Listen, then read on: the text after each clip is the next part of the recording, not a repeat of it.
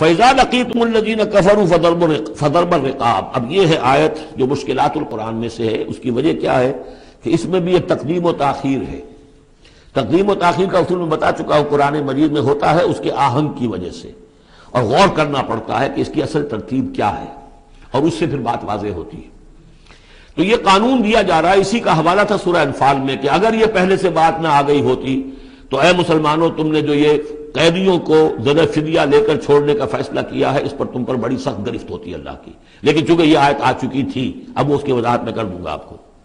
فَإِذَا لَقِيتُمُ الَّذِينَ كَفَرُوا، تو اے مسلمانوں جب اب تمہاری مٹ بھیڑ ہو کافروں سے، اب جو ہے آرم کانفلکٹ شروع ہونا ہے،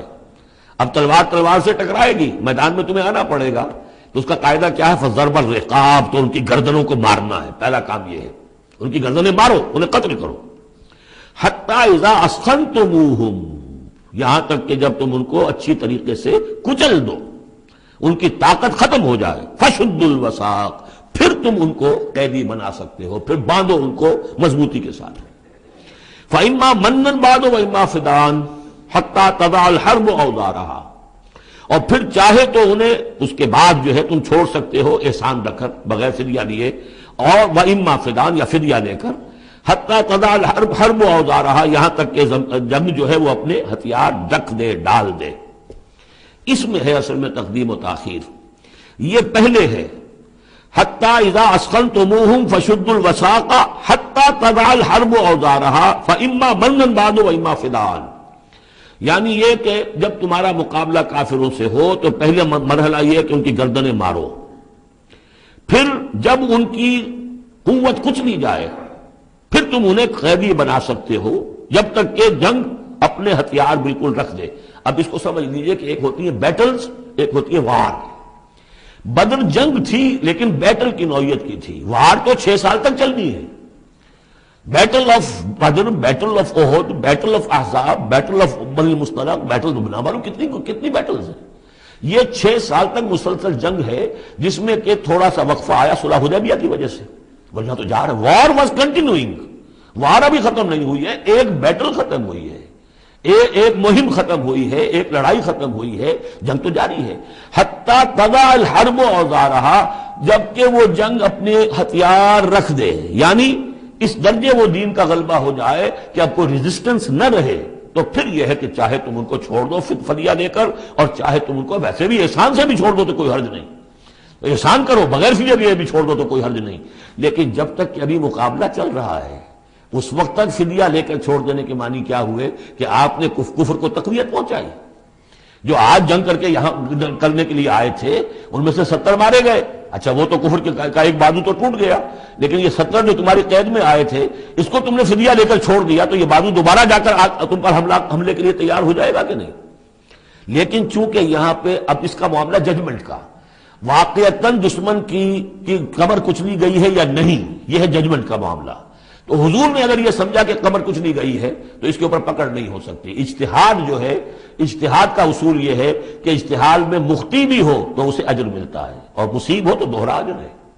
چونکہ حضور کے اجتہاد پر یہ تھا تو آپ کو اگر چھوڑ دیا گیا تو اما منن بعد و اما فدان، جب یہ آلٹرنیٹو اس کے اندر موجود ہے اس آیت کے اندر کہ اس کے بعد پھر چاہو تو تم بغیر کوئی فدیہ لیے ہوئے احسان دھر کر چھوڑ دو، اور چاہے فدیہ لے کر چھوڑ دو، تو حضور نے اس کو استعمال کیا ہے۔ اگرچہ اللہ تعالیٰ کے نزدیک ابھی وہ کچھ بھی نہیں گئی تھی کفر کی طاقت، لہذا یہ قبل از وقت ہے جو اجتہاد ہو گیا ہے۔ اسی لیے کہا کہ اگر یہ آیت نازل نہ ہو چکی ہوتی پہلے تو جو کچھ تم نے کیا ہے اللہ تعالیٰ اس پر تمہاری پکڑ سخت کرتا، میرا خیال ہے میں وہ آیت بھی آپ کو سنائی دوں،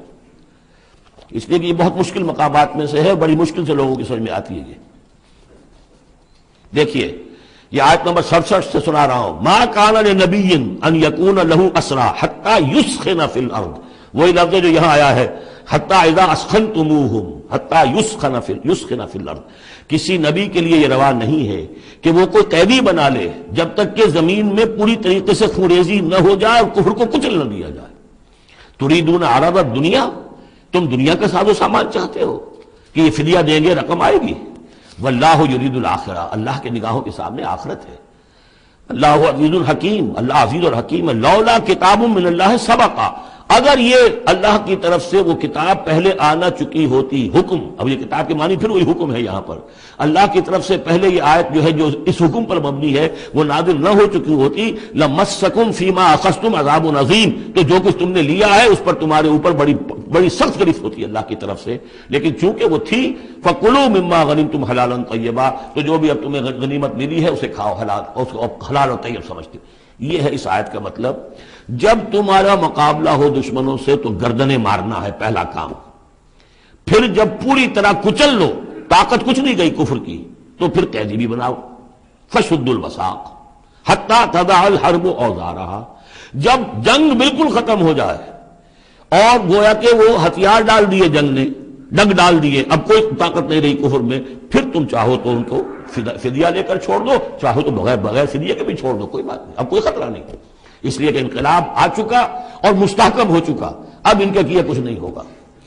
حتی تضع الحرب اوزارها ذلک ولو یشاء اللہ لانتصر منہم، اللہ چاہتا تو خود ہی ان سے بدلہ لے لیتا، ان کفار سے انتقام لے لیتا. ولکن لیبلو بعضکم ببعض، اللہ تعالیٰ چاہتا تو اس 1000 کے لشکر کو آنے واحد میں ختم کر دیتا، لیکن اللہ نے تمہیں موقع دیا،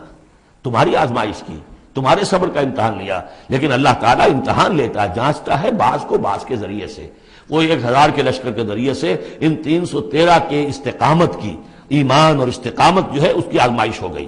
والذین قتلوا فی سبیل اللہ فلن یضل اعمالهم، اور جو لوگ اللہ کی راہ میں قتل ہو گئے تو اللہ تعالیٰ ان کے اعمال کو ضائع کرنے والا نہیں ہے، ان کے سارے اعمال کا بھرپور اجر انہیں مل جائے گا.